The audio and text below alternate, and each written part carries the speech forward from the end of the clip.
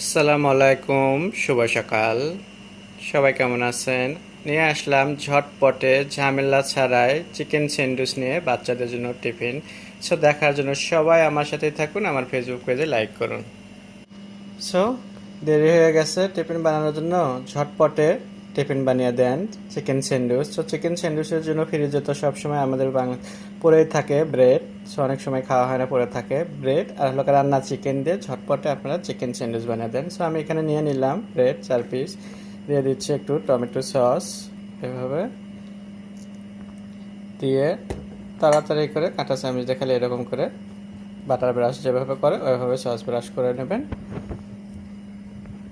নিয়ে নিলাম sauce brush করে এভাবে, দেখতে পাচ্ছেন। এখন আমি এখানে রান্না চিকেন বের করছি। এই চিকেন দিয়ে আজকে আমি আপনাদেরকে স্যান্ডউইচ বানিয়ে দেবো।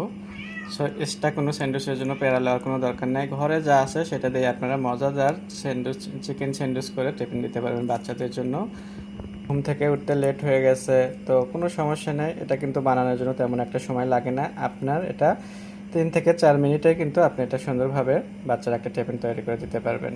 সো আমি দিয়ে দিচ্ছি চিকেনটাকে, দেখতেই পাচ্ছেন এইভাবে একটু ভেঙে ভেঙে। বাচ্চারা কিন্তু chicken patties, fried rice, chicken fry এগুলো কিন্তু খুবই পছন্দ করে টিফিনের জন্য। সো এভাবে চিকেনটা দেখেন ব্রেডের উপর কীভাবে আমি দিচ্ছি, এভাবে দিয়ে নেবেন। আমি এখানে আজকে 4 পিস স্যান্ডউইচ বানাবো, তার জন্য 4 পিস আমি ব্রেড নিচ্ছি, নিয়ে দুটাতে আমি চিকেন ভরাচ্ছি, চারটাতে ভরানোর কোনো দরকার নেই। দুইটা উপর দিয়ে ডাবল করে দেওয়ার জন্য উপর দিয়ে দিচ্ছি একটু গুঁড়ো চিজ। আপনাদের যদি গুঁড়ো চিজ না থাকে তাহলে আপনাদের কোনো দেওয়ার সমস্যা নেই, চিকেন দিয়ে দিলেই হবে এমনিতেই, ওটাই খুব ভালো। আচ্ছা চাইলে হয়তো বা একটু টমেটো পিস, শসা পিস দিতে পারেন, যারা চিকেন সবজি মিক্স খেতে চায় তাদের জন্য করে। আর যারা শুধু চিকেন চিজ খেতে চায় তাদের জন্য করে এটা। তো এটা কিন্তু একদম ঝটপট আমি বানিয়ে ফেলালাম, দেখতেই পারছেন। আগে তো আমি এখন দিয়ে দিচ্ছি এভাবে ডাবল করে।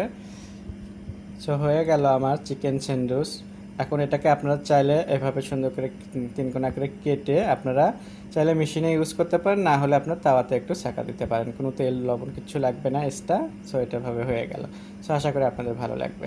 এখন আমি দেখাবো এটাকে আমাদের মেশিনে ফ্রাই করব।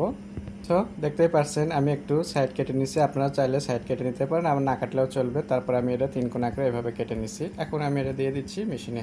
তিনটা অলরেডি আমি চালু রেখে দিছি, দিয়ে যে মেশিনে দিয়ে দিলাম।